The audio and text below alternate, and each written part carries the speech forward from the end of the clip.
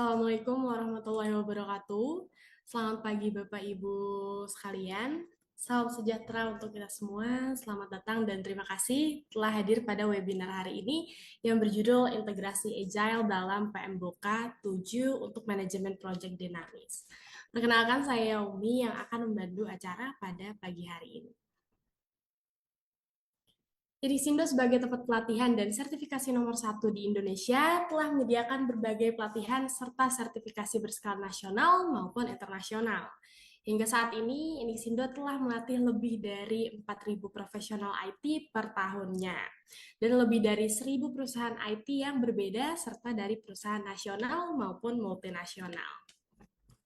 Nah, sekarang ini Agile menjadi elemen kunci dalam PMBOK 7, di mana Agile semakin fleksibel dan adaptif untuk diintegrasikan dalam manajemen proyek. Integrasi Agile dalam PMBOK 7 memungkinkan para manajer proyek untuk lebih responsif terhadap perubahan dan meningkatkan kolaborasi tim. Nah, webinar integrasi Agile dalam PMBOK 7 untuk manajemen proyek dinamis mempelajari bagaimana menggabungkan prinsip-prinsip Agile dengan kerangka PMBOK yang telah diperbarui, sehingga Inks People dapat mengelola proyek dengan lebih efektif di lingkungan yang terus berubah. Pada webinar kali ini, kita juga akan mendapatkan ilmu dan pengetahuan dari narasumber yang ahli dalam bidang Agile Practice Guide. Saya perkenalkan narasumber pada hari ini yaitu Ibu Aisyah Ami Wardani atau biasa dipanggil Bu Ami, selaku instruktur Inixindo yang akan memaparkan materi mengenai integrasi Agile dalam PMBOK 7 untuk manajemen project dinamis. Dan sebagai informasi juga, setelah mengikuti webinar, Bapak Ibu peserta akan dikirimkan link Google Form untuk pengisian absensi kehadiran melalui kolom chat Zoom meeting ini ya. Baik, kita akan masuk ke dalam sesi utama dari acara ini. Saya persilahkan kepada Ibu Ami untuk memulai acara. Kepada Ibu Ami kami persilahkan. Oke, terima kasih banyak Mbak Yomi. Jadi perkenalkan Bapak Ibu, selamat pagi semuanya. Saya Ami dari Inixindo. Jadi hari ini kita akan bahas sedikit tentang integrasi Agile dalam PMBOK 7 untuk manajemen project yang lebih dinamis.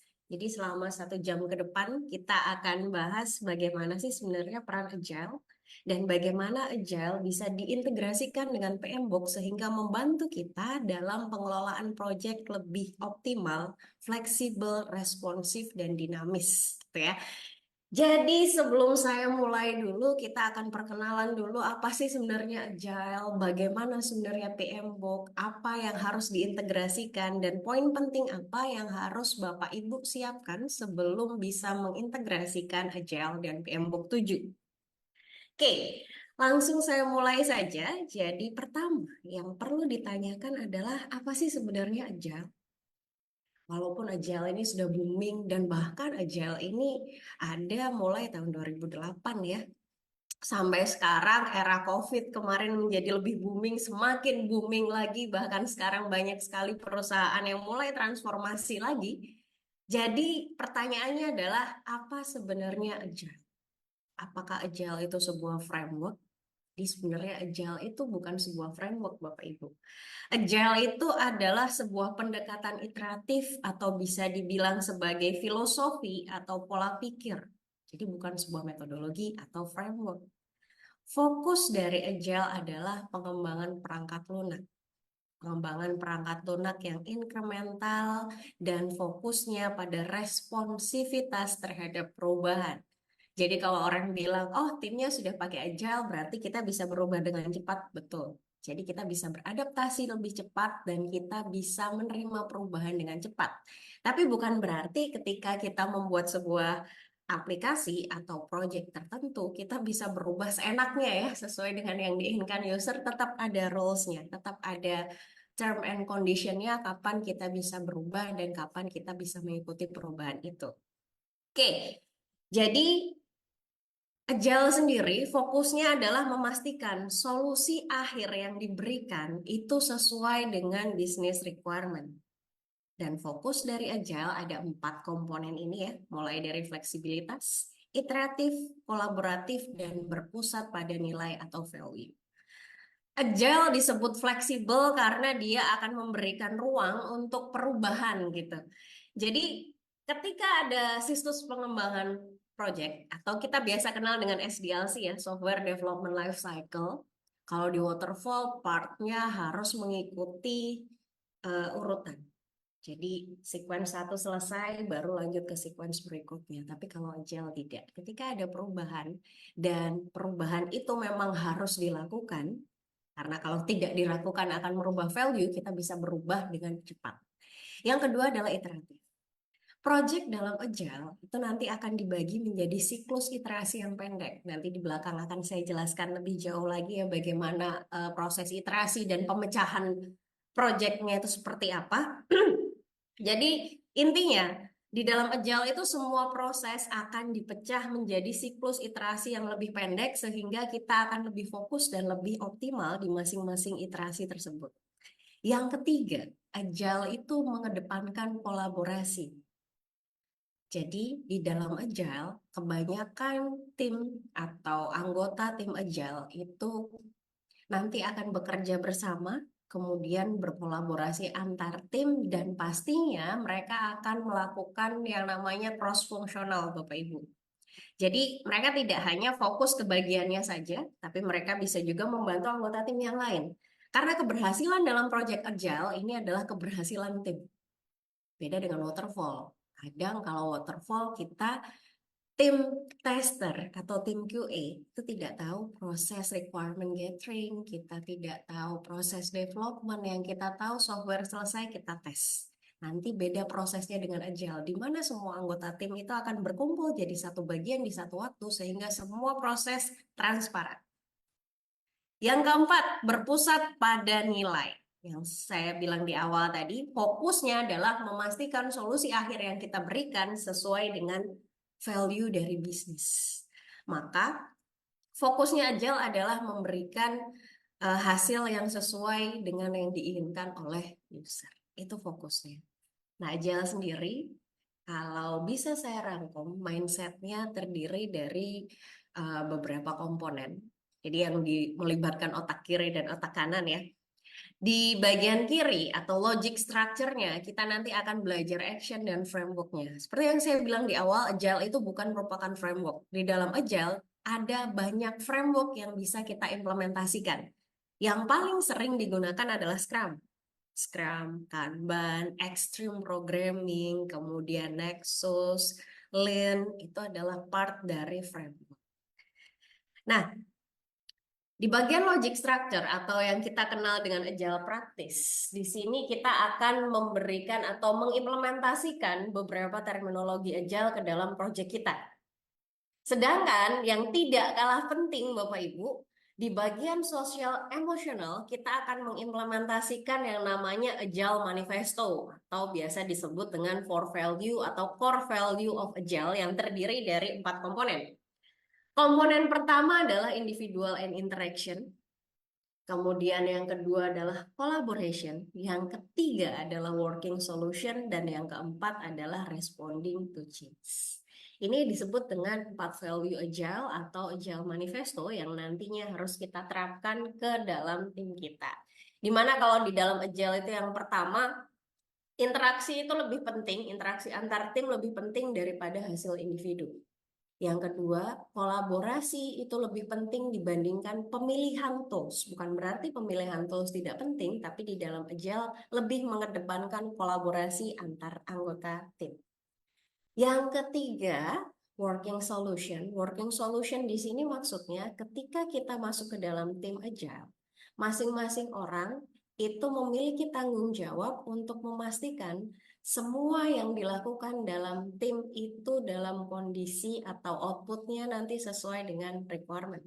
Jadi tanggung jawab itu bukan hanya ada di project manager saja, tapi seluruh anggota tim. Dan yang terakhir adalah responding to change. Jadi di Agile, kalau kita kenal mungkin dengan segitiga project management di mana ada cost, quality, dan time, di Agile, quality itu bukan merupakan pilihan. Quality adalah target utama. Jadi ketika ada perubahan, kita harus memastikan kualitasnya tidak berubah.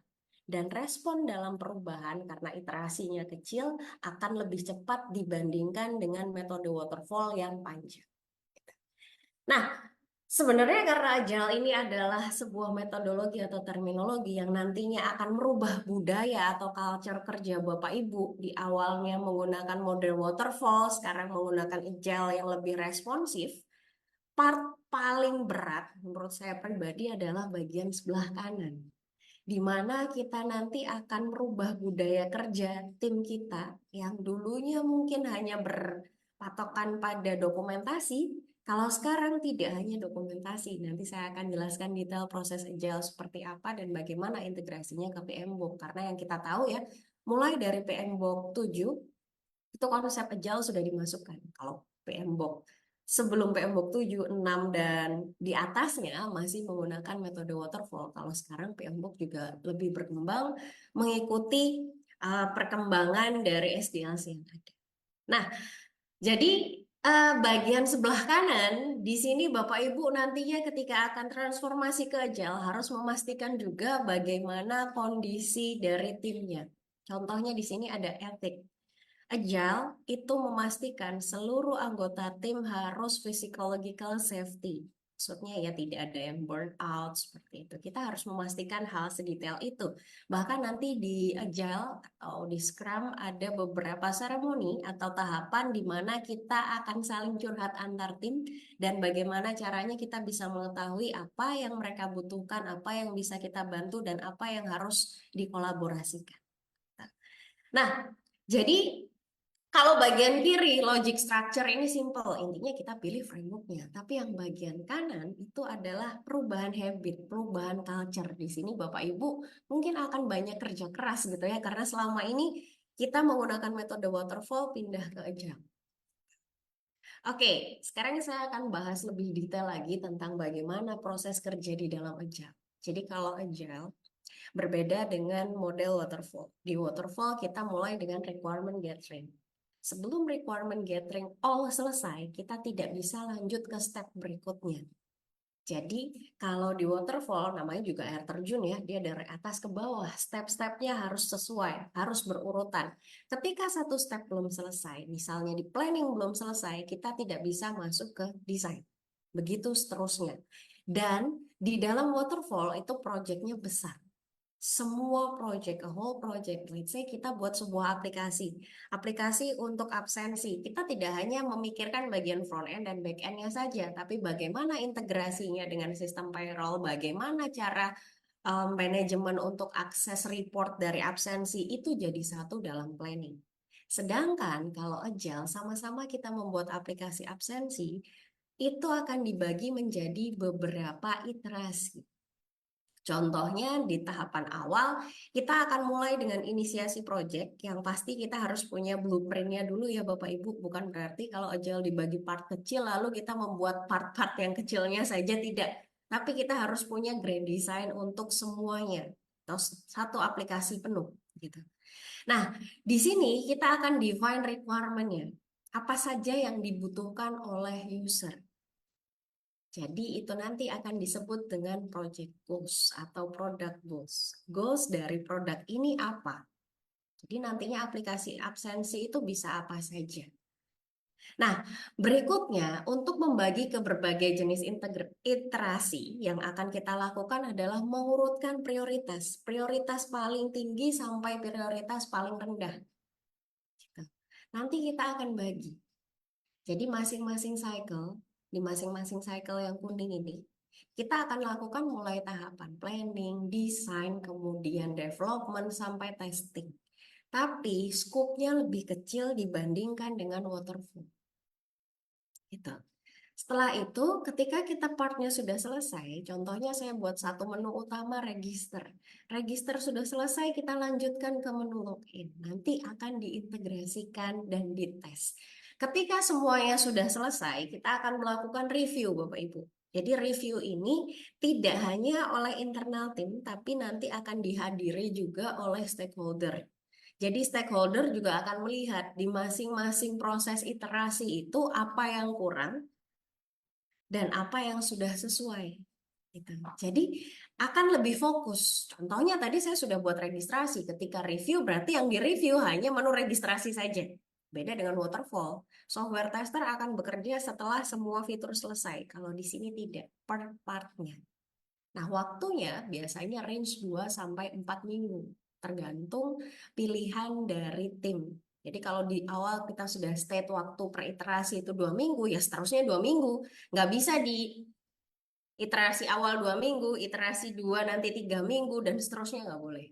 Berarti harus sama waktunya. Itu disebut dengan time boxing.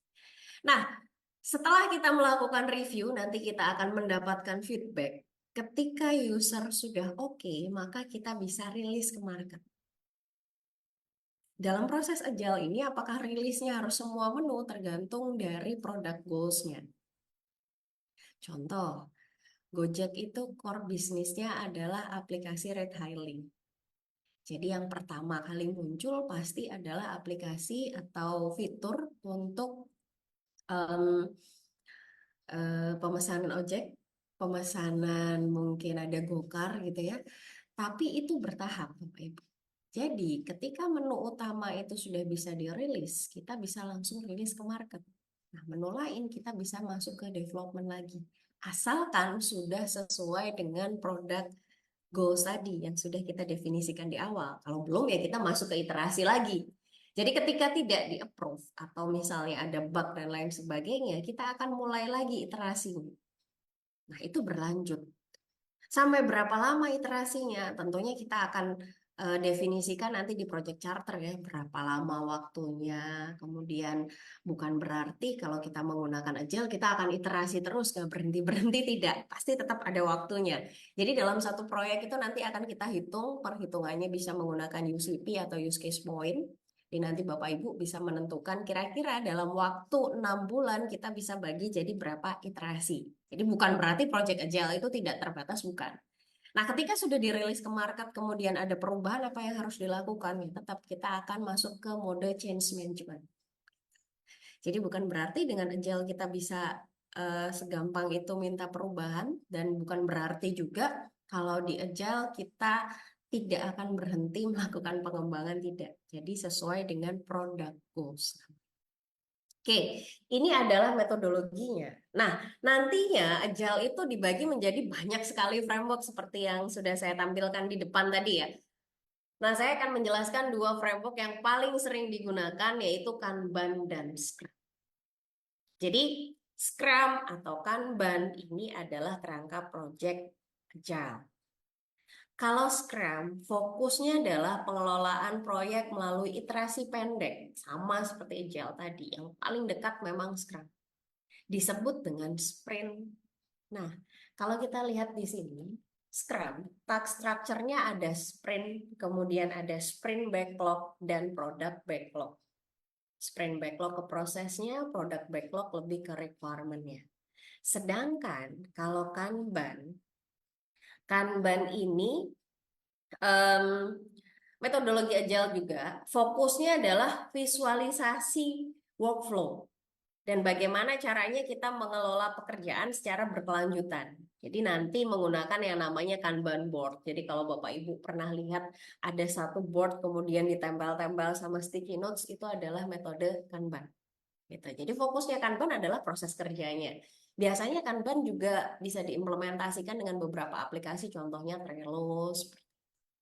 Kalau Scrum implementasinya lebih luas lagi. Jadi tools biasa digunakan ada Jira, ada Asana, ada iScrum, dan teman-temannya.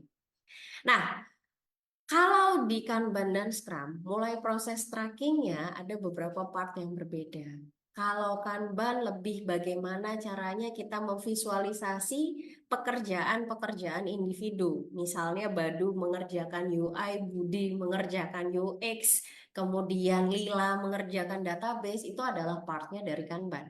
Sedangkan kalau Scrum, kita akan ada yang namanya checkpoint. Checkpoint itu berarti di mana part kita harus mengerjakan beberapa produk backlog atau disebutnya dengan Scrum Goals atau Sprint Goals. Masing-masing iterasi nanti akan ada checkpointnya. Nah, yang ketiga, untuk prioritasinya, Kanban itu dari yang tinggi ke yang rendah. Yang tinggi itu value-nya ya, value paling tinggi ke value paling rendah. Sedangkan kalau Scrum itu sama. Nanti akan didiskusikan ke sprint planning, mana dulu yang kita kerjakan. Nah, kalau Kanban sendiri, untuk timnya kita bisa menggunakan banyak sekali timnya. Jadi tidak dibagi dengan role. Sedangkan kalau Scrum nanti akan ada role pentingnya, ada tiga. Role penting dalam Scrum yaitu Scrum Master, ada Development, kemudian ada Product Owner. Ini adalah tiga role dalam Scrum. Sedangkan kalau di Kanban tidak. Gitu. Nah, ini adalah dua framework yang paling sering digunakan dan paling banyak digunakan, khususnya di Indonesia ya. Dan untuk detailnya, saya contohkan satu saja untuk Scrum. Jadi Scrum ini fokusnya memang lebih banyak ke software. Kalau Kanban tadi non-software juga bisa diimplementasikan. Jadi bukan berarti kalau menggunakan Scrum non-software kita nggak bisa menggunakan Scrum, bukan. Tapi memang lebih banyak digunakan di software development. Gitu. Oke, jadi di dalam Scrum itu ada beberapa role penting. Yang pertama adalah product owner. Product owner ini adalah orang yang nantinya akan berdiskusi atau menyambungkan keinginan atau requirement dari customer dan stakeholder ke dalam tim. Jadi setiap permintaan customer atau stakeholder itu harus lewat product owner dulu. Jadi product owner nanti akan meminta biasanya requirement ke user. Nanti kalau dia sudah dapat requirement-nya, dia akan membuat yang namanya product backlog. Product backlog ini adalah urutan atau prioritas yang nantinya di ranking. Untuk rankingan nanti akan ada metode tersendiri untuk perhitungannya. Jadi lebih detailnya tentang perhitungan ini nanti Bapak Ibu bisa join di kelas kita, ada di kelas product owner dan ada juga kalau lebih global kita ada kelas intro Scrum dan Scrum Master. Nah, si product owner nanti dalam membuat product backlog akan dibantu oleh seorang Scrum Master. Scrum Master ini fungsinya berbeda dengan project manager ya Bapak Ibu. Scrum Master ini lebih ke fasilitator, kemudian dia lebih ke bagaimana caranya untuk memberikan coaching ke tim supaya mereka bisa menerapkan agile di dalam projectnya. Beda dengan project management, project manager. Kalau project manager dia posisinya nanti bisa memberikan assignment ke tim, dia bisa memberikan penilaian, berbeda dengan Scrum Master. Scrum Master posisinya as fasilitator atau as coach. Nah, setelah kita membuat product backlog, Scrum Master dan product owner maksud saya ya membuat product backlog, mereka urutkan, mereka ranking sesuai value, kebutuhan dan kapasitas tim. Nantinya produk backlog ini akan dibawa ke sprint planning. Ini adalah event pertama dalam tim Scrum. Sprint planning di sini akan memilih. Jadi nanti di iterasi pertama atau sprint 1 mana saja yang akan dikerjakan terlebih dahulu. Kemudian iterasinya berapa lama. Kemudian tools yang digunakan untuk project kita apa saja. Itu akan dibahas di sprint planning. Sprint planning ini diikuti nantinya oleh product owner, scrum master, dan scrum team atau team development. Tim development ini isinya bukan satu orang ya. Tim development namanya juga tim, isinya adalah nantinya yang akan develop program atau yang develop aplikasi. Jadi mulai dari programmer, sistem analis, UI UX designer, software tester, dan lain sebagainya masuk semua ke dalam development team. Jadi di sprint planning akan dihadiri oleh development team karena mereka yang membuat, nanti mereka yang bisa menentukan sebatas mana mereka bisa mengerjakan produk backlog yang sudah di list oleh product owner dan Scrum Master berdasarkan requirement dari user. Setelah itu kita akan langsung masuk ke fase sprint, biasanya 2 sampai 4 minggu. Jadi tinggal dipilih ya, nanti Bapak Ibu bisa pilih mau 2 minggu atau mau 3 minggu atau mau 4 minggu. Dimulai dari sprint backlog. Nah, di sini di fase 2 minggu ini nanti di dalam Scrum Team mereka akan menjalankan yang namanya daily Scrum meeting setiap hari 15 menit, tidak lebih. Apa yang dibahas, apa yang akan dikerjakan hari ini, dan apa yang sudah dikerjakan kemarin. Jadi 15 menit itu hanya untuk evaluasi kinerja saja. Misalnya ada error atau ada butuh bantuan dari tim lain, itu akan dibicarakan di daily Scrum meeting.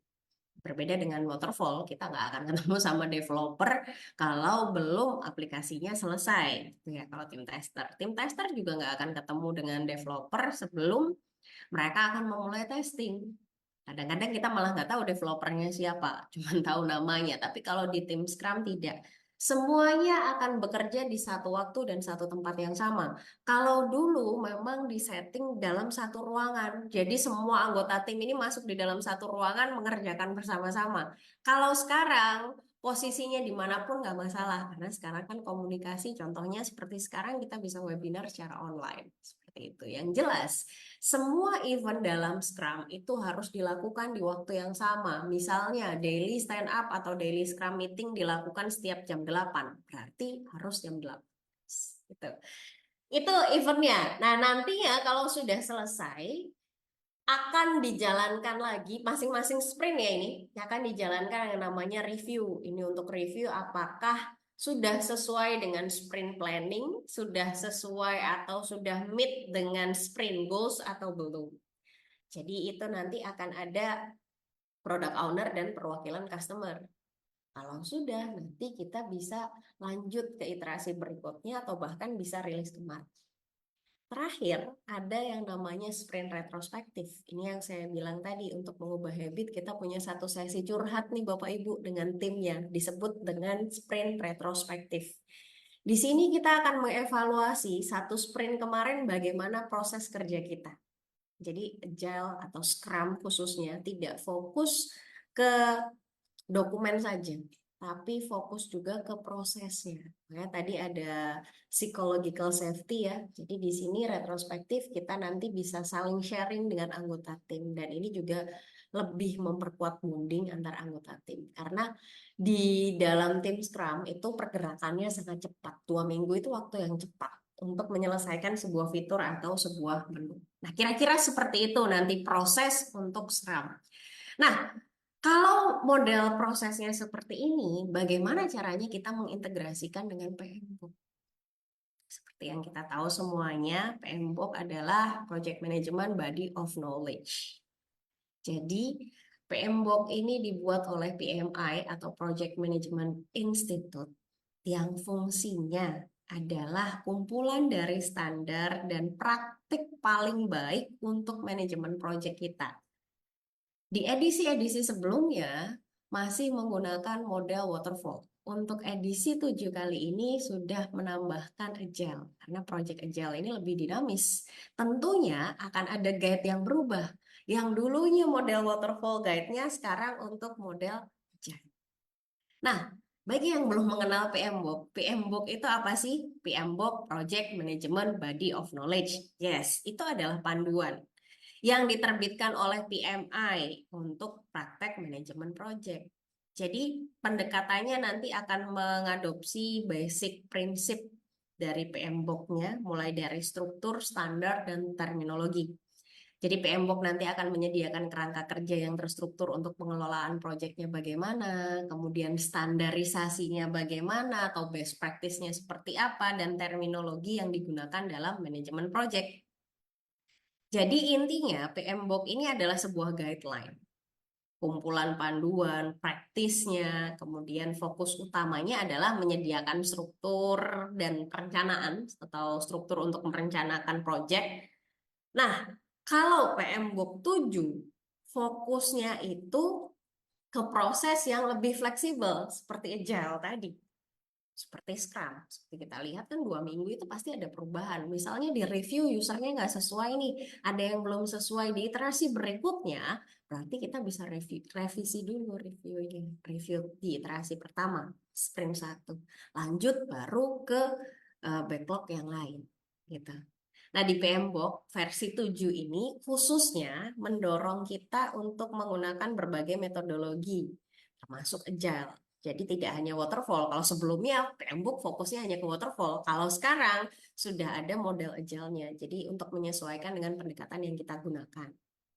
Akhirnya dengan adanya perubahan di versi 7 ini, domainnya pun berbeda Bapak Ibu. Untuk versi 7 ada 8 domain dari PMBOK. Jadi yang beda dengan edisi-edisi sebelumnya. Jadi kalau dulu fokusnya PMBOK ini kan ke proses. Tapi kalau sekarang fokusnya ke prinsip dan model perform untuk memberikan panduan yang lebih fleksibel dalam manajemen proyek. Jadi kalau di PMBOK kita akan mengorganisir manajemen proyek itu berdasarkan domain. Domain atau area atau cakupan untuk memenuhi atau untuk menjadikan proyek kita sukses. Jadi ada 8 domain di PMBOK 7. Yang pertama ada stakeholder. Stakeholder engagement. Jadi di sini nanti kita lebih fokus bagaimana caranya mengelola hubungan dengan stakeholder untuk memastikan proyek kita sukses. Kemudian bagaimana caranya kita nanti berkomunikasi, bagaimana caranya mengelola ekspektasi dan mengidentifikasi serta mengelola kebutuhan dan keinginan stakeholder. Ingat ya Bapak Ibu, kebutuhan dan keinginan itu hal yang berbeda. Jadi di PMBOK 7 nanti akan dibahas bagaimana caranya kita membedakan mana yang benar-benar dibutuhkan dan mana yang hanya diinginkan tapi tidak dibutuhkan. Yang berikutnya adalah planning. Jadi planning di sini fokusnya domain planning untuk mengembangkan rencana yang jelas dan komprehensif untuk mencapai tujuan sebuah proyek dan memastikan bahwa semua aspek proyek direncanakan dengan baik termasuk bagaimana penjadwalannya, anggaran, dan sumber daya planning. Jadi planning untuk metode waterfall dan agile itu pasti berbeda. Di PMBOK 7 nanti akan dibahas mana yang metodenya waterfall, mana yang agile. Kalau agile tadi sudah saya sampaikan bahwa kita punya sprint planning, kita punya product backlog di mana di situ kita bisa mengurutkan sesuai prioritasnya. Jadi kita penjadwalannya lebih ketat memang, tapi lebih transparan dibandingkan dengan model.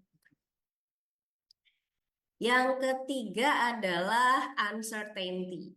Jadi uncertainty ini lebih ke bagaimana caranya kita mengelola resiko dan ketidakpastian yang dapat mempengaruhi proyek. Termasuk bagaimana kita melakukan risk analysis, kemudian bagaimana caranya kita melakukan mitigasi, itu masuk ke uncertainty. Ya, yang kita tahu sekarang ya Bapak Ibu, teknologi itu berkembangnya sangat cepat, keputusan atau mungkin keilmuan juga sangat cepat. Yang mempengaruhi perubahan dalam proyek atau produk kita tidak hanya teknologi, bahkan politik juga berpengaruh, kemudian value juga berpengaruh, pendapatan user juga berpengaruh. Banyak sekali faktor-faktor yang mempengaruhi perubahan keinginan dan kebutuhan dari user.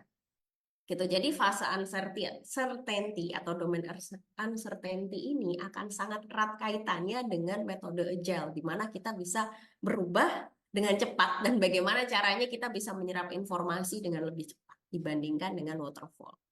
Yang keempat adalah tim. Nah, dari tim di sini kita nanti akan belajar dan memahami bagaimana caranya membangun, memimpin, dan mengelola tim proyek dengan cara yang efektif. Fokusnya adalah pengembangan tim, pemilihan role, dan pengelolaan konflik serta motivasi.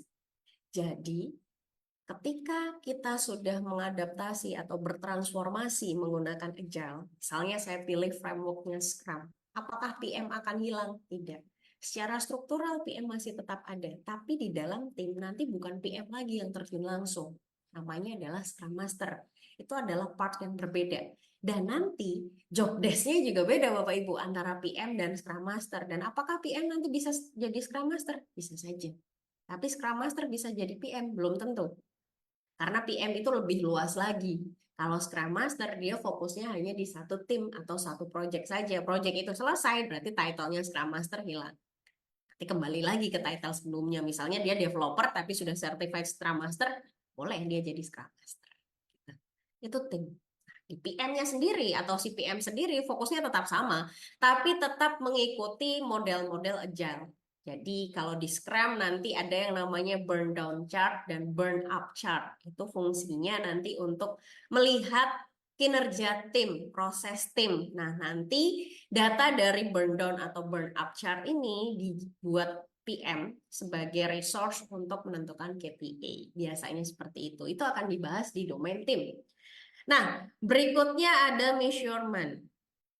Jadi kalau di tim tadi kita fokusnya ke tim, kalau di measurement kita untuk mengukur kinerja project. Yang saya bilang tadi ada burn up, ada burn down nanti digunakan untuk mengukur kinerja project dan bagaimana caranya mengidentifikasi area perbaikannya. Kemudian nanti kita bagaimana caranya menggunakan metrik dan indikator untuk menilai kemajuan dan hasil project. Jadi nanti akan banyak tools yang digunakan oleh seorang project manager menentukan apakah tim ini sukses atau tidak. Sedangkan di Scrum sendiri kita sudah punya yang namanya sprint goals. Jadi kalau sudah sesuai dengan sprint goals bisa dikatakan kita sudah sukses dalam satu sprint. Baru satu sprint ya. Nanti tergantung di project Bapak Ibu sprintnya ada berapa. Oke, berikutnya adalah project work. Project work ini bagaimana caranya kita melaksanakan dan mengelola pekerjaan proyek untuk menghasilkan deliverables yang diinginkan, yang fokusnya pada pelaksanaan tugas-tugas proyek dengan efisien dan cepat, ya, efisien dan transparan, bisa dibilang seperti itu juga. Kalau kita menggunakan model agile, khususnya di Scrum, kita punya satu tools atau beberapa tools yang fungsinya sebenarnya sama ya. Kita bisa gunakan yang namanya Jira, Asana. Jadi semua tasknya akan transparan, semua orang bisa lihat, semua orang bisa tahu siapa yang belum selesai, semua orang bisa mengumpulkan taks di dalam satu tempat yang sama. Jadi kalau software tester butuh script untuk melakukan testing dari tim development, kita nggak perlu cari developernya karena sudah dikumpulkan di satu tempat yang sama. Kira seperti itu project work-nya nanti yang akan disesuaikan dengan kondisi tim Bapak Ibu masing-masing ya. Jadi masing-masing tim kondisinya pasti berbeda. Model kerjanya juga berbeda. Nah, itulah nanti yang akan dipelajari di project. Kemudian ada development approach and life cycle. Jadi di sini kita akan memilih dan menerapkan pendekatan pengembangan dan siklus hidup proyek atau life cycle yang sesuai dengan tim kita. Jadi nanti kita bisa menentukan apakah project nanti akan menggunakan waterfall, agile, atau bahkan bisa menggunakan mode hybrid. Hybrid ini setengah-setengah ya Bapak Ibu, setengah agile, setengah waterfall gitu. Jadi biasanya untuk tim atau perusahaan yang baru mulai transformasi, dia menggunakan model ini. Yang terakhir adalah delivery. Jadi di delivery ini kita akan mengelola atau mengirimkan hasil project sesuai dengan standar kualitas dan harapan stakeholder. Kalau di Scrum gampang karena kita sudah memiliki yang namanya product goals ya. Nah, nantinya termasuk di dalam domain ini adalah bagaimana caranya kita mengendalikan kualitas dan bagaimana caranya kita bisa mendapatkan feedback dari stakeholder. Ini adalah 8 domain yang akan dibahas di PMBOK 7. Termasuk di dalamnya ada 6 prinsip utama. Yang pertama adalah menjaga fokus pada value atau nilai. Yang kedua adalah menghasilkan hasil yang dapat diukur. Yang ketiga, mempertimbangkan kebutuhan dan harapan stakeholder. Yang keempat adalah mengadopsi siklus hidup proyek yang fleksibel. Yang kelima, menerapkan pendekatan iteratif dan incremental. Dan yang keenam adalah memastikan kolaborasi dan komunikasi yang efektif. Ini adalah 6 prinsip utama di PMBOK 7. Oke, jadi tadi kita sudah bahas tentang Agile, kita sudah bahas tentang PMBOK 7, lalu bagaimana caranya kita mengintegrasikan antara Agile dan PMBOK ini? Jadi integrasi antara Agile dan PMBOK itu sangat penting karena kebutuhan proyek modern itu sering kali memerlukan pendekatan yang lebih fleksibel seperti yang sudah saya jelaskan di awal ya. Jadi integrasi Agile dan PMBOK ada 3 komponen, fleksibilitas, structure, dan efisiensi. Agile nanti akan memberikan kemampuan untuk beradaptasi dengan perubahan yang cepat, dan strukturnya akan dibantu oleh PMBOK yang menyediakan kerangka kerja yang terstruktur untuk pengelolaan proyek. Jadi dinamis, efektif. Tentunya masih bisa diukur. Ya. Nah, yang ketiga adalah efisiensi. Integrasi Agile dan PMBOK ini dapat meningkatkan efisiensi dalam pengelolaan proyek. Jadi ini adalah 3 komponen.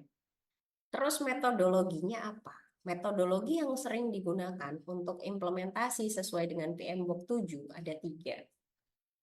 Jadi model atau metodologi atau framework agile seperti Scrum, Kanban, atau Extreme Programming itu bisa diimplementasikan dalam kerangka PMBOK. Tadi sudah saya jelaskan model Scrum dan Kanban.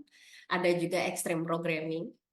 Jadi kalau Scrum itu enaknya iterasinya sudah aman karena dia menggunakan sprint. Kalau Kanban nanti ada Kanban board atau papan visual gitu ya untuk mengelola alur kerja dan memprioritaskan tugas.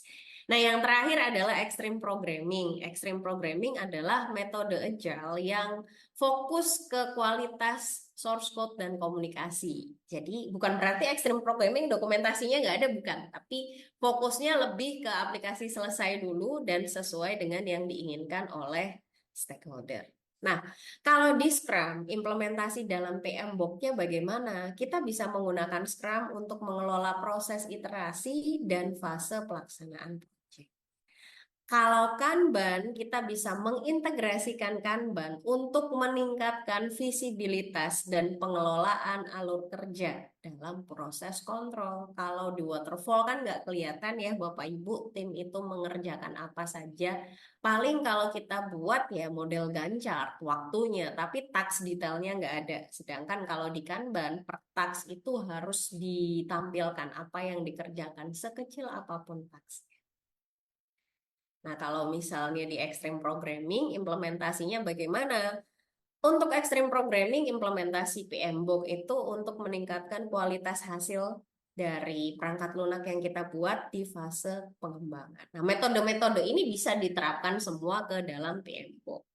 Jadi tinggal pilih. Nanti Bapak Ibu mau menggunakan Scrum, Kanban, XP, atau Lean juga bisa. Terus manfaatnya apa? Mengintegrasikan Agile ke dalam PMBOK. Jadi banyak sekali manfaatnya. Mulai dari kecepatan. Agile ini akan mempercepat proses pengembangan dan pengiriman produk. Kualitas. Agile itu kan menekankan pada kualitas proyek dan kepuasan user ya, yang saya bilang tadi. Kualitas bukan merupakan pilihan dalam Agile, tapi kualitas adalah bentuk utama yang nanti akan didelivery ke user. Yang ketiga adalah kolaborasi. Agile nanti akan meningkatkan komunikasi dan kolaborasi antar tim sesuai dengan domain yang dibahas di dalam PMBOK 7 tadi ya, bahwa kita harus mengedepankan komunikasi dan kolaborasi dengan tim. Dan yang terakhir adalah responsivitas. Agile membantu kita beradaptasi dengan perubahan yang sangat cepat. Sekarang aplikasi banyak Bapak Ibu, saingan kita lebih banyak. Kalau kita tidak ada inovasi dan kita tidak bisa berubah dengan cepat sesuai dengan keinginan atau kebutuhan user, aplikasi kita kalah di pasaran. Jadi ini adalah beberapa manfaat meningkatkan atau mengintegrasikan Agile ke dalam PM. Lalu kalau tadi transformasi masalahnya adalah bagaimana caranya kita merubah habit, terus apa tantangannya ketika kita mengintegrasikan Agile dengan PM? Tantangannya ada 3 komponen paling utama. Pertama adalah budaya. Jadi budaya organisasi tentunya akan berubah drastis gitu ya. Kalau misalnya tim kita tidak bisa diajak berubah, nggak bisa. Kalau yang berubah cuma tim dev atau departemen IT saja nggak bisa. Agile itu akan berjalan dengan baik ketika semua perusahaan sudah agile. Ya memang pilot project-nya biasanya ke project-project yang kecil dulu sebelum ke semuanya. Yang kedua adalah komunikasi. Komunikasi yang efektif itu sangat penting di dalam Agile. Jadi kalau kita tidak bisa berkomunikasi dengan tim kita akan sangat sulit untuk mengintegrasikan Agile dan PM. Yang ketiga adalah pengukuran. Jadi Agile itu kan memiliki sprint goals ya. Jadi ada yang namanya sprint goals, kemudian ada yang namanya product goals gitu.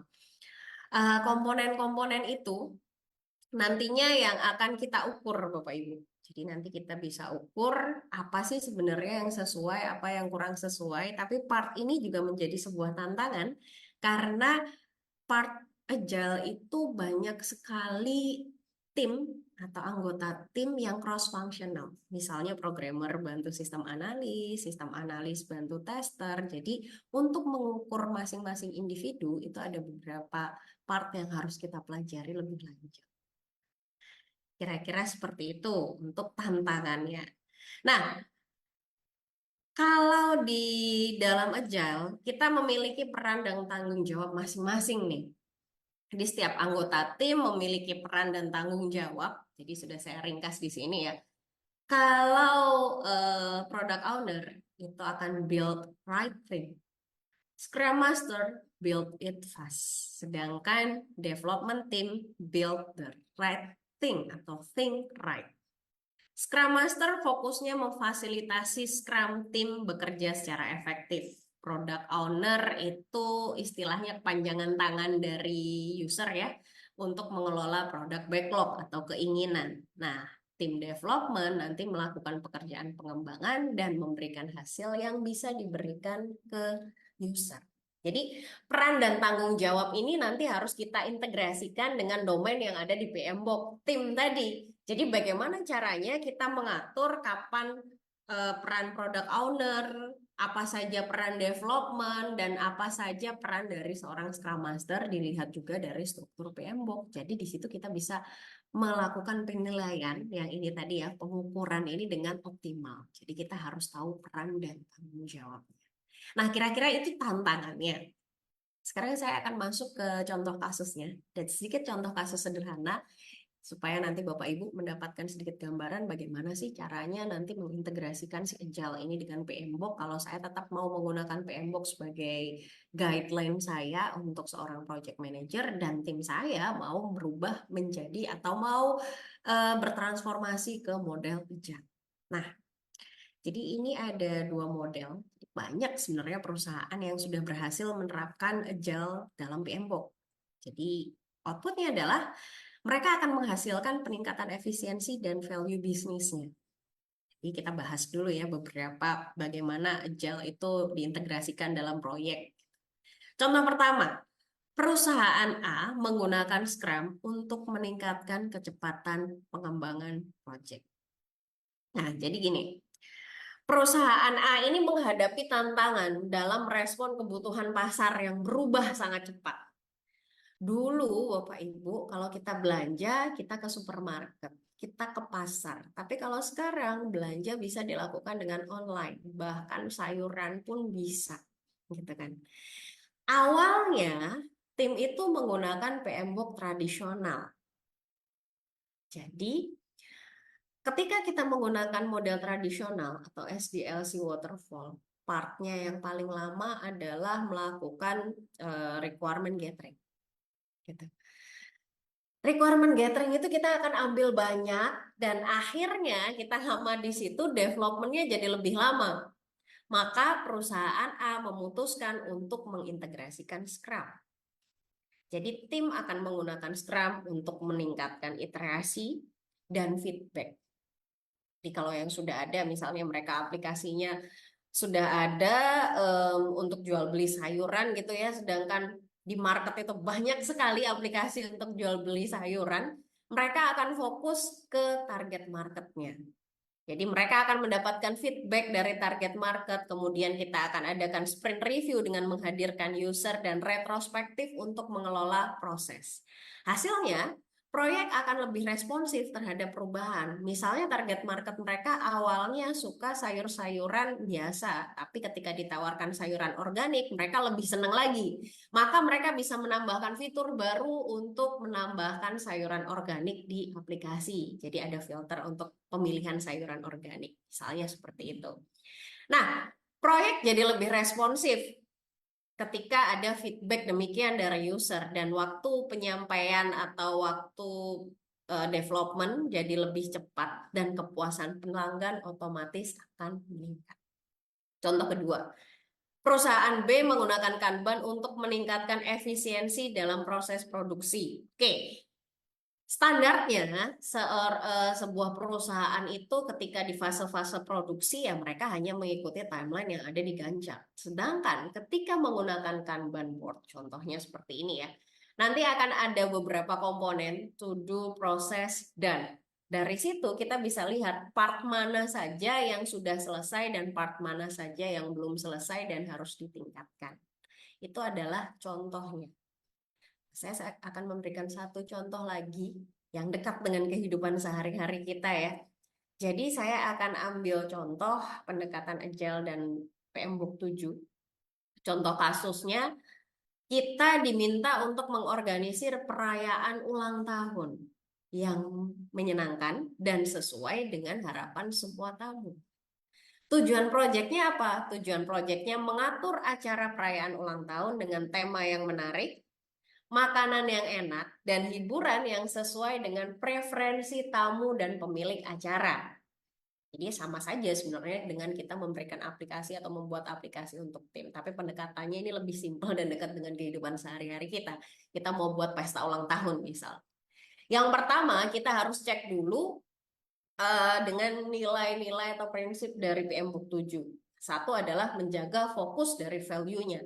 Di PM Book 7, fokus pada hasil yang memberikan value kepada semua pihak terkait. Berarti kita punya tamu undangan, kita juga punya si penyelenggara ulang tahun. Nah, di Agile, kita bisa menyusun daftar fitur atau elemen acara yang dianggap paling penting oleh pemilik acara dan tamu. Jadi, contoh penerapannya nanti kita akan identifikasi dulu value-nya, kita diskusi dengan pemilik acara, kemudian kita lihat apa saja yang mereka inginkan, kemudian kita cek tamunya siapa saja, yang paling penting tema, jenis makanan, hiburan, dan lain sebagainya itu harus kita diskusikan dan kita prioritaskan. Sehingga kita bisa membuat produk backlog, yaitu daftar prioritas, temanya apa, makanan, hiburannya apa. Yang kedua adalah menghasilkan hasil yang dapat diukur. PM Book 7 fokus pada hasil yang dapat diukur dan relevan. Sedangkan kalau di Agile, kita bisa mengatur kemajuan acara dengan membagi tugas menjadi bagian kecil yang dapat dikelola dan diukur. Contohnya, kita bisa buat metrik untuk mengukur kemajuan dengan menerapkan hasil yang spesifik untuk setiap elemen acara. Misalnya, dekorasi tema selesai 2 minggu sebelum acara. Menu makanan disetujui 1 minggu sebelum acara. Kita bisa menggunakan Scrum Board atau Kanban. Nah, setelah itu, kalau sudah, kita akan melakukan sprint review. Jadi kita ketemu lagi Bapak Ibu dengan si yang punya acara ulang tahun ini. Adakan pertemuan dengan mereka untuk menilai progres kita. Oh, kita sudah selesai nih temanya, makanannya pilihannya ini. Nanti kita kan bisa test food, misalnya seperti itu. Yang ketiga, kita akan mempertimbangkan kebutuhan dan harapan dari stakeholder. Di PM Book 7, kita akan memastikan proyek mempertimbangkan kebutuhan dan harapan semua pihak terkait. Di Agile, kita akan melibatkan pemilik acara dan tamu secara aktif dalam perencanaan dan membuat perubahan berdasarkan umpan balik dari mereka atau feedbacknya. Contoh, kita adakan meeting atau planning dengan pemilik acara dan mungkin beberapa tamu VIP gitu ya atau perwakilannya untuk mendapatkan feedbacknya, tema, makanan, hiburan gitu. Feedbacknya ini akan terus looping. Kita akan terus komunikasi. Misalnya tamu kan kita harus memastikan apakah tamunya ada alergi, jadi makanannya bisa kita sesuaikan. Begitu juga dengan software, kita harus pastikan. Misal saya buat aplikasi mobile, user menggunakan Android atau iOS. Itu adalah part ketiga atau nilai ketiga. Nilai keempat, kita akan mengadopsi life cycle project yang fleksibel. Di PM Book 7 menggunakan siklus hidup proyek yang sesuai dengan konteks dan kebutuhan proyek. Di Agile, kita bisa menggunakan iterasi yang pendek untuk mengatur bagian acara. Jadi nanti kita buat sprint planning, kita buat iterasi, part mana yang sudah selesai, part mana yang belum, jadi akan kelihatan secara transparan. Yang kelima, kita akan menerapkan pendekatan iteratif dan inkremental. Di PM Book 7, kita bisa menggunakan pendekatan iteratif dan inkremental untuk manajemen project. Dengan menggunakan Agile, Penerapannya, misalnya di akhir sprint, kita akan melakukan evaluasi, misal dekorasinya yang sudah selesai, mana saja, menu yang sudah dipilih, apa saja, dan kita sesuaikan planning berdasarkan feedback. Jadi jika temanya nggak sesuai, misal kita bisa melakukan penyesuaian yang saya bilang di awal tadi. Jadi kalau di sprint 1 misalnya ada fitur yang kurang sesuai dengan user, di sprint 2 kita bisa betulkan lalu masuk ke backlog yang lain. Yang terakhir, memastikan kolaborasi dan komunikasi yang efektif, penting. Di PMBOK 7, kita harus memastikan bahwa tim project bisa berkomunikasi dan berkolaborasi secara efektif semuanya. Jadi, kita nanti akan mengadakan pertemuan rutin atau meeting rutin. Misalnya kalau di tim kita bisa buat daily stand up, kemudian ada sprint review dan retrospect. Kalau di ulang tahun ya berarti kita akan adakan meeting, kemudian review untuk pembahasan sebelum ulang tahun atau acara itu diadakan. Biasanya kan ada GR dulu ya sebelum ulang tahun. Kira-kira seperti itu implementasinya di kehidupan sehari-hari.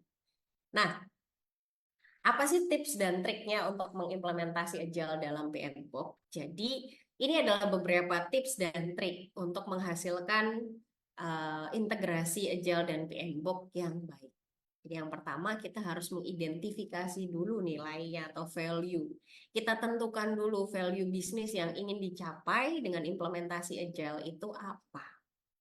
Kemudian kita pilih metodologi Agile yang sesuai. Apakah nanti menggunakan Scrum, Kanban, atau mau menggunakan Extreme Programming. Kembali lagi Bapak Ibu harus memastikan tim Bapak Ibu juga siap untuk melakukan transformasi. Yang ketiga, kita harus mengadakan pelatihan tim Bapak Ibu. Karena tadi merubah habit, berarti penting bagi kita untuk melakukan pelatihan supaya visi misi kita sama. Jadi nanti anggota tim Bapak Ibu harus tahu juga dengan Agile. Kalau PM book, PM-nya saja nggak masalah. Tapi kalau Agile, semua anggota tim harus paham. Gitu ya. Minimal mereka paham structure Agile dan penggunaan framework yang dipilih atau metodologi yang dipilih. Jadi untuk integrasi Agile dan PM Book ini visinya harus jelas. Semua anggota tim harus paham tujuan dan manfaat integrasi ke Agile itu apa. Jangan sampai ada anggota tim yang bilang kita biasanya pakai metode biasa aja sukses kok. Kenapa kita harus pakai Agile susah-susah gitu. Itu yang harus dihindari. Jadi pelatihan Agile ini sangat penting. Bagaimana caranya untuk merubah mindset dari anggota tim kita. Dan kita harus melibatkan semua stakeholder. Stakeholder harus tahu. Jadi kalau kita transformasi itu nggak cuma tim IT-nya, semuanya harus transformasi. Dan kita harus bisa memprioritaskan backlog secara efektif. Nanti di Agile itu ada beberapa teknik untuk mengelola dan memprioritaskan backlog supaya kita fokus ke item yang paling penting. Nah, jadi di sini juga ada beberapa praktek yang harus kita lakukan ya. Pertama harus ada pertemuan rutin supaya kita akan mendapatkan update terus tim kita itu udah sampai mana. Contohnya kalau di Scrum kan ada daily stand up, ada review, ada retrospektif, dan harus hadir semuanya. Misalnya review harus ada user. Kalau usernya nggak hadir ya berarti bisa penggantinya dari user. Misalnya bukan PIC-nya tapi masih bagian dari tim user, apa? Harus ada usernya. Kalau nggak ada usernya itu bukan sprint review karena kita nggak akan mendapatkan feedback dari user. Nah, evaluasi juga akan dilakukan pada saat retrospektif. Jadi retrospektif kita akan evaluasi proses yang sudah berjalan di sprint yang sudah dilakukan. Masalahnya apa? Misalnya terlalu lama mengerjakan front end, jadi tidak bisa integrasi back end. Nah, kita cari masalahnya di situ peran Scrum Master sangat penting. Jadi dengan menerapkan beberapa tips ini, seharusnya kita bisa lebih siap ya bagaimana nantinya untuk mengintegrasikan Agile secara efektif dalam PMBOK. Tapi yang harus diperhatikan juga tim Bapak Ibu harus siap dan Bapak Ibu juga harus memahami PMBOK 7 dan bagaimana implementasinya di perusahaan Bapak Ibu masing-masing. Karena namanya guidelines, namanya standar, tidak semuanya bisa diterapkan di perusahaan Bapak Ibu. Jadi, kesimpulan dan rekomendasi apa untuk webinar kali ini? Integrasi Agile dan PMBOK itu manfaatnya sangat besar bagi pengelolaan proyek Bapak Ibu. Jadi yang pertama, Bapak Ibu harus siap untuk berubah dan membutuhkan perubahan mindset ya yang saya bilang tadi yang bagian kanan itu yang paling susah. Dan yang kedua, Bapak Ibu harus bisa memilih metodologi yang tepat sesuai dengan core value perusahaan dan sesuai dengan tim Bapak Ibu.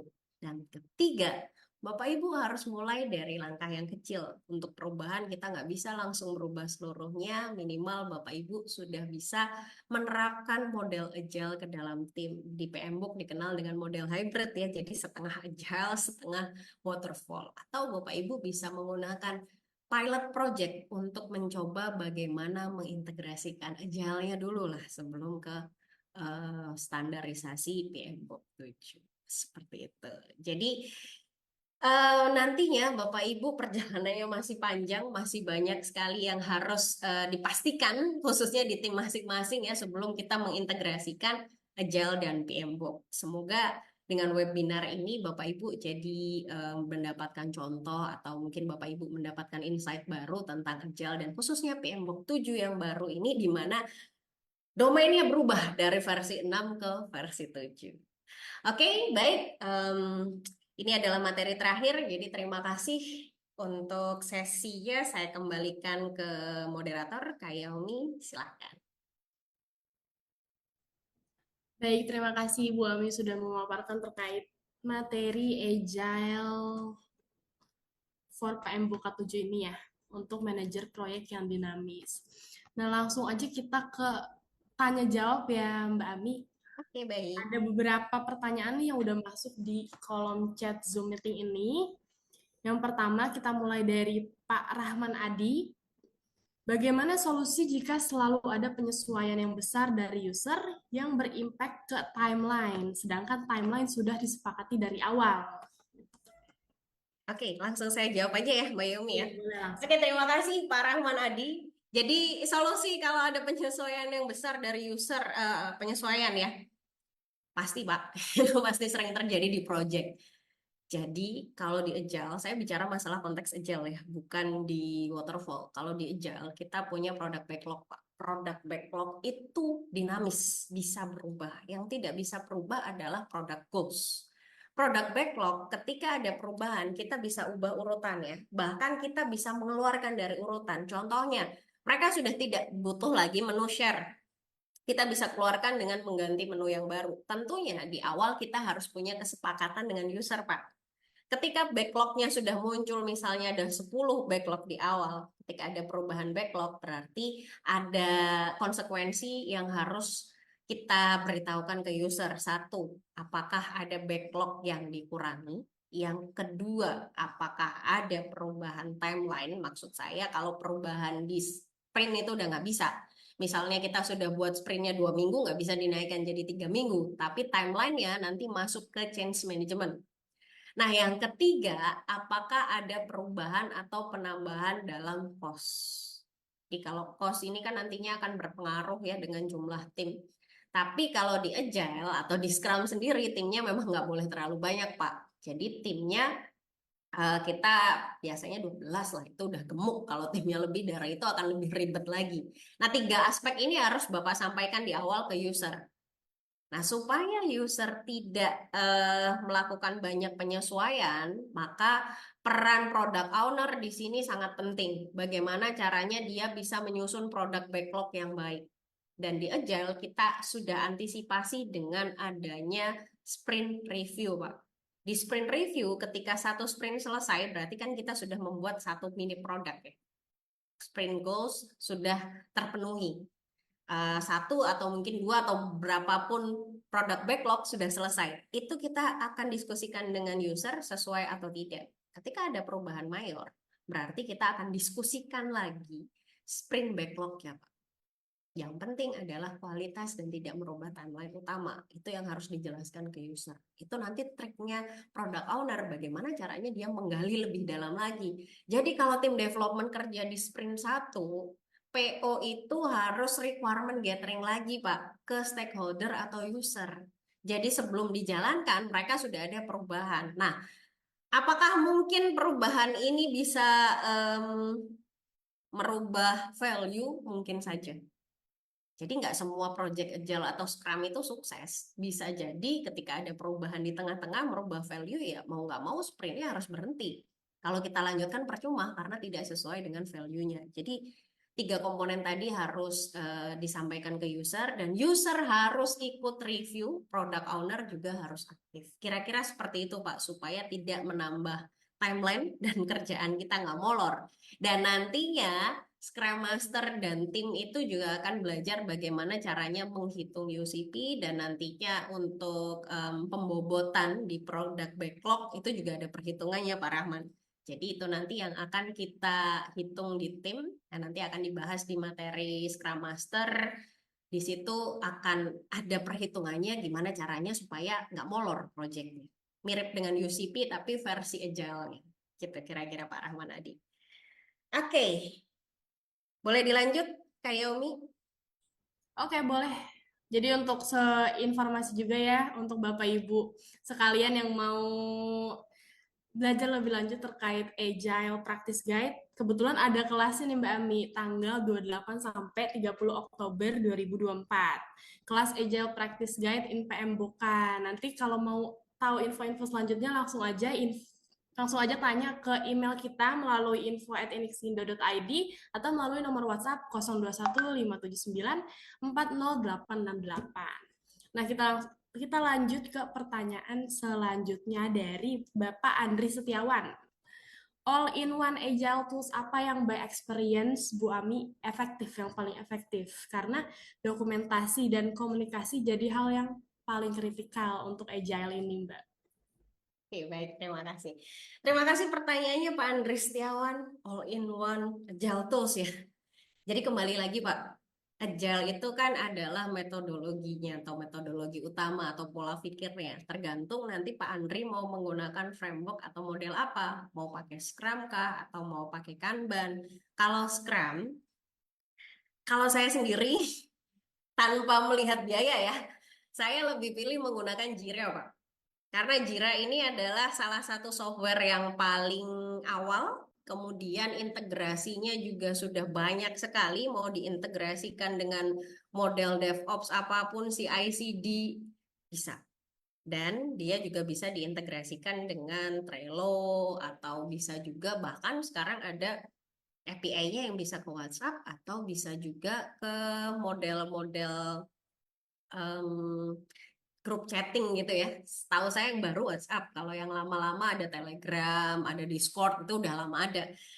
Kalau Jira, ini lebih fleksibel karena bisa kita akses desktop, mobile, bahkan yang paling saya sukai adalah reminder, Pak. Kalau sebagai Scrum Master dan PM, ini adalah part yang paling gampang untuk mengukur maturity program atau untuk cek burn down chart, terus untuk cek siapa saja yang belum kirim task, itu akan lebih mudah. Nah, yang lainnya, kalau Bapak mau coba dulu ada versi yang gratis namanya iScrum. iScrum ini open source. Dia juga mirip dengan Jira, cuman integrasi dengan tools yang lain, khususnya di bagian DevOps dan development tidak sebanyak Jira. Jadi, kalau mau yang murah, bisa pakai iScrum, tapi kalau mau yang powerful, bisa menggunakan Jira. Kalau saran saya sih itu Pak. Kalau yang lain banyak sih sebenarnya, apalagi sekarang lebih banyak lagi. Cuman kembali lagi ke tim dan kebutuhannya seperti apa. Bahkan kalau perusahaan Bapak sudah menggunakan Office 365, Bapak cukup pakai SharePoint dan Microsoft Project itu sudah bisa. Itu kira-kira Pak Andri. Oh ya, satu lagi dokumentasi ya Pak. Maaf ketinggalan.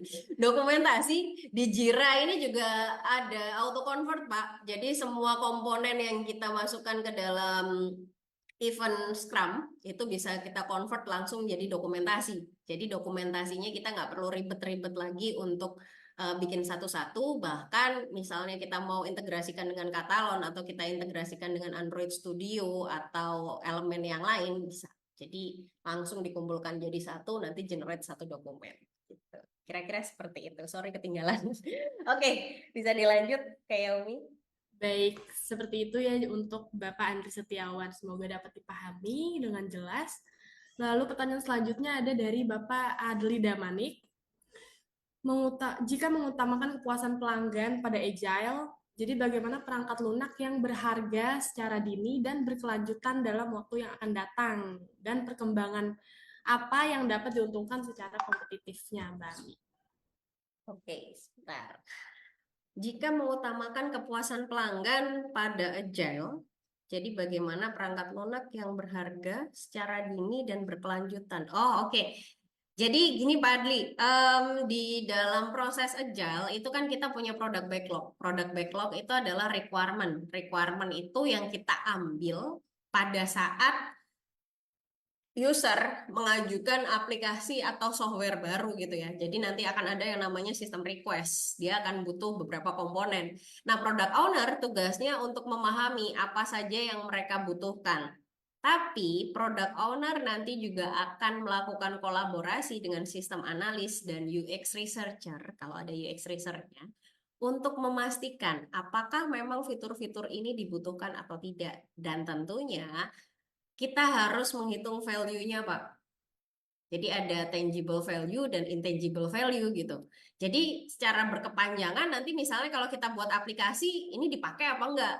Di tim IT kan biasanya gitu ya, softwarenya banyak, udah minta banyak, udah dibikinin tapi nggak dipakai. Nah, itu yang akan dihindari oleh tim Agile. Kita harus memastikan juga apakah yang kita buat itu sudah sesuai atau tidak dan menguntungkan atau tidak. Nah, dalam waktu jangka panjang, Pak, kalau agile itu kan prosesnya dibagi jadi iterasi.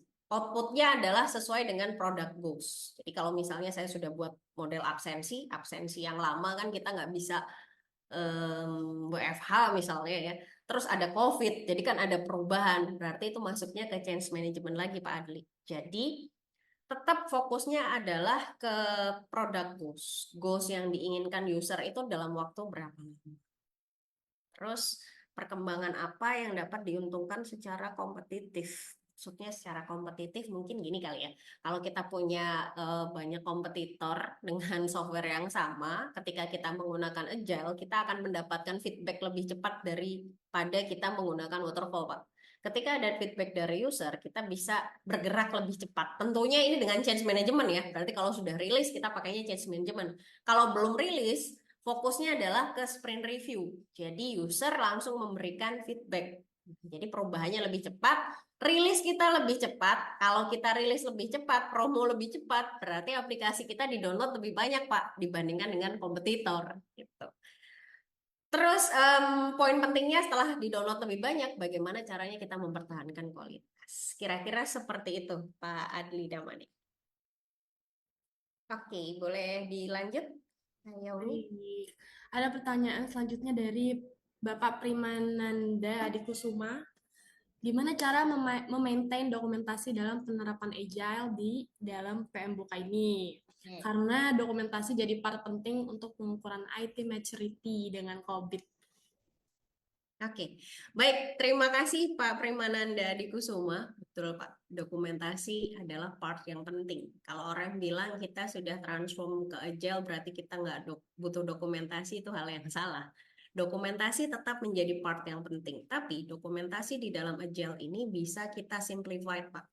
Salah satu caranya yang tadi saya sampaikan ya, kita bisa menggunakan tools, Jira, Asana, dan teman-temannya sudah menyediakan, even template dokumentasinya sudah ada, Pak. Jadi kita tinggal isi. Nah, di sini akan memudahkan kerja sistem dokumenter atau sistem analis mungkin yang mengumpulkan dokumentasi untuk membuat dokumentasi lebih komprehensif tanpa perlu menunggu. Jadi setelah selesai misalnya membuat diagram langsung bisa diupload. Setelah selesai membuat program bisa diakses di GitHub atau di Bitbucket. Kemudian kita bisa langsung generate Java doc-nya, kita sesuaikan dengan prosedur atau standar dokumentasi di perusahaan Bapak. Karena dokumentasi ini ya part yang penting. Nah, kembali lagi ke PMBOK, Pak. Di PMBOK tadi kita sudah punya domain ya, ada 8 domain. Di 8 domain itu salah satunya adalah bagaimana caranya kita mengukur, measurement. Nah, di situ termasuk dokumentasi, Pak. Nanti di PM Book 7 akan dijelaskan kalau Bapak memilih model Agile, dokumentasi-dokumentasi apa yang wajib ada. Tapi ini terlepas dari komponen audit ya. Jadi kita harus sesuaikan nanti kalau misalnya Bapak sudah pakai ISO 9001 dan teman-temannya ya berarti dokumentasinya harus sesuai itu. Nanti pengukurannya akan dibahas di PMBOK 7. Jadi kalau di Agile, part yang paling simpel adalah kita bisa menggunakan generate dokumen dari beberapa tools yang ada. Gitu. Ini bukan berarti nggak ada dokumentasi, Pak, karena kita cepet-cepet terus nggak bikin dokumentasi nggak juga gitu. Yang sering terjadi kan kalau di project itu aplikasinya sudah jadi, dokumentasinya belakangan. Tapi kalau Agile tidak, ketika kita menjalankan sekaligus kita buat dokumentasinya. Karena iterasinya kan pendek, Pak. Yang dikerjakan lebih fokus. Jadi dokumentasinya bisa model kita cicil per menu atau per fitur atau bisa juga per backlog. Kira-kira seperti itu, Pak Primananda. Oke, boleh dilanjut, Kak Yaomi? Oke, boleh dilanjut ke pertanyaan selanjutnya dari Bapak Pian. Apa saja tantangan saat menerapkan pendekatan agile pada proses pengendalian biaya dan anggaran di PMBOK? Dan gimana cara ngatasinnya? Oke, baik, terima kasih. Terima kasih Pak Pian. Jadi selain yang pertama tadi masalah timeline, yang kedua adalah masalah cost ya. Cost dan timeline antara molor cost-nya atau molor timeline-nya atau cost-nya bertambah. Terus pengendaliannya bagaimana? Pendekatan di agile-nya seperti apa? Kalau PMBOK kan jelas kaku, tapi di PMBOK 7 ini ada part yang berbeda Pak Pian. Jadi di PMBOK 7 kita nanti akan masuk ke model planning dan uncertainty. Di planning dan uncertainty, nanti perhitungan cost-nya kita akan menyesuaikan dengan perhitungan dari product backlog Agile. Jadi di dalam product backlog itu kita akan menyesuaikan dengan product backlog yang awal sudah ada. Memang di awal di project charter kan kita harus menentukan ya overall project itu cost-nya berapa. Nah, di situ nanti yang akan kita bagi per iterasi. Nanti cara perhitungannya ya berarti kita harus sesuaikan dengan waktu. Waktunya itu waktu untuk menyelesaikan di masing-masing iterasi. Oke, di satu iterasi itu pasti 2 minggu. Nah, apakah 2 minggu ini harus menyelesaikan misalnya 2 menu atau 3 menu atau 4 menu? Itu tergantung dari kesepakatan tim, Pak. Nah, itu juga mempengaruhi cost. Misalnya di iterasi atau di sprint satu hanya mengerjakan registrasi. Registrasi di backlog itu hanya satu backlog, di produk backlog ya. Jadi cost-nya di sini nggak terlalu mahal. Terus yang kedua, kita mengerjakan lagi mungkin di absensi adalah integrasi dengan payroll. Itu udah mulai rada susah tuh. Misalnya ada satu fitur. Jadi di situ cost-nya nanti kita akan sesuaikan dengan bobot. Perhitungannya nanti akan dibahas lebih lanjut lagi di bagian product owner di Scrum Master. Jadi nanti akan ada perhitungannya. Jadi tidak hanya BEP atau ROI, Pak. Nanti kita akan menyesuaikan juga dengan bobot atau tugas masing-masing. Jadi nanti ada pembobotan. Selain UCP, nanti di Agile juga ada perhitungan untuk pembobotan. Jadi kalau di iterasi, masing-masing iterasi, walaupun waktunya sama, tapi yang dikerjakan pasti berbeda. PMBOK di versi 6 betul Pak kaku, tapi di versi 7 ada uncertainty domain di mana PMBOK versi 7 ini lebih fleksibel mengikuti agile. Kira-kira seperti itu Pak Pian. Jadi nanti ada perhitungan lagi ya Pak, kalau saya jelaskan di sini waktunya nggak cukup. Jadi mungkin nanti Bapak bisa lanjut ikut training agile PMBOK lagi atau kalau mau lebih detail lagi ada di product owner atau di business analyst. Kira-kira seperti itu Pak Pian.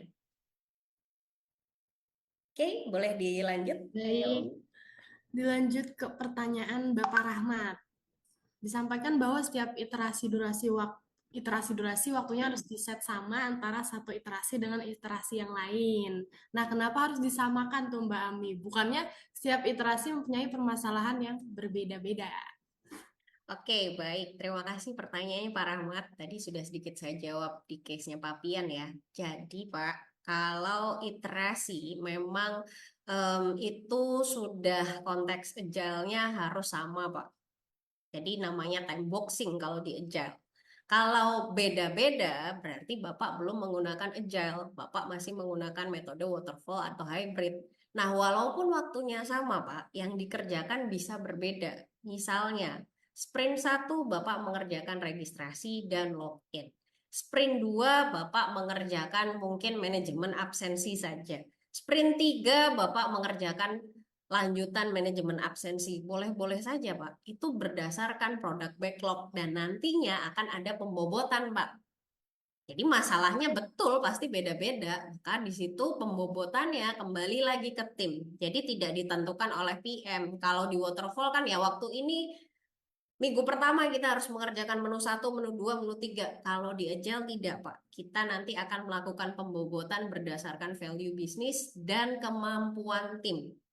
Jadi kalau timnya nggak mampu atau butuh waktu lebih lama, kita kerjakan yang bisa dikerjakan di awal dulu, Pak. Gitu. Jadi memang agile itu waktu untuk iterasinya harus sama, nggak bisa beda-beda di awal 2 minggu, di akhir 3 minggu, nggak bisa. Dan apakah di satu iterasi itu harus selesai semua taksnya? Belum tentu selesai, Pak. Jadi kalau belum selesai, kita bisa lanjutkan di iterasi berikutnya. Dengan konsekuensi, ketika kita belum selesai di iterasi awal, maka iterasi berikutnya kita harus lari supaya sesuai dengan timeline. Kira-kira seperti itu Pak Rahmat. Dan masing-masing nanti bisa dipindah. Misalnya di awal sprint awal itu kita mengerjakan 3 task, ternyata nggak selesai, berarti harus diselesaikan di sprint berikutnya. Backlognya kita bisa atur lagi Pak.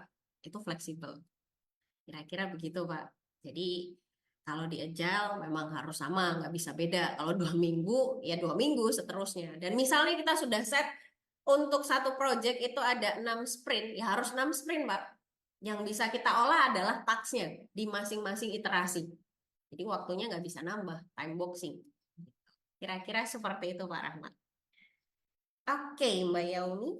Sudah. Oke, baik. Kalau dari Zoom chatnya sih udah nggak ada lagi yang nanya ya, Mbak Ami. Mungkin untuk Bapak Ibu peserta kalau ada yang mau tanya-tanya sekalian untuk lebih lanjut dan mau belajar lebih lanjut lagi terkait Agile, boleh nih untuk mengikuti kelas Agile Practice Guide in PM Boka di tanggal 28 sampai 30 Oktober 2024 hanya di Inixindo. Nanti info selengkapnya bisa langsung aja menghubungi kami melalui alamat email info@inixindo.id atau melalui nomor WhatsApp 021 579400868.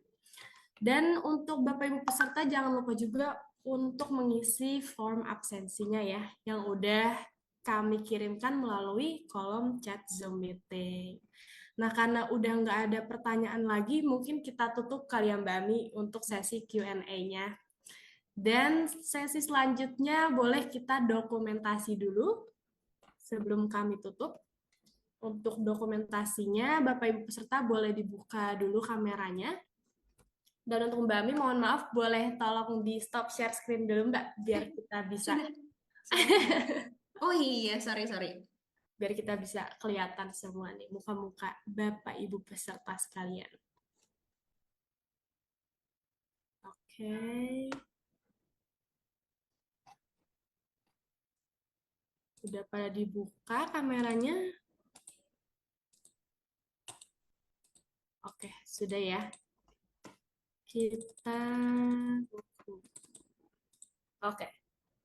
Hitungan 3, 1, 2, 3. Sekali lagi. 1, 2, 3. Oke, untuk halaman yang kedua, boleh dalam hitungan ketiga ya. 1, 2, 3. Sekali lagi. 1, 2, 3. Oke, siap. Terima kasih. Baik, Bapak Ibu hadirin, kita sudah ada di penghujung acara.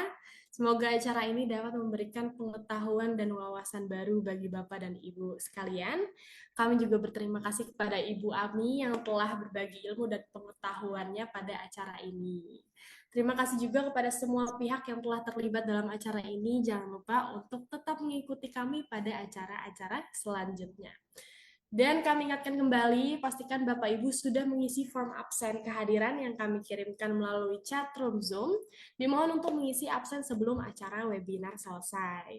Dan bagi Bapak Ibu sekalian yang ingin belajar lebih lanjut terkait Agile Practice Guide in PMBOK 7, dapat langsung menghubungi Inixindo melalui alamat email info@inixindo.id atau melalui nomor WhatsApp 021-579-40868. Terima kasih, mohon maaf atas kesalahan-kesalahan kata.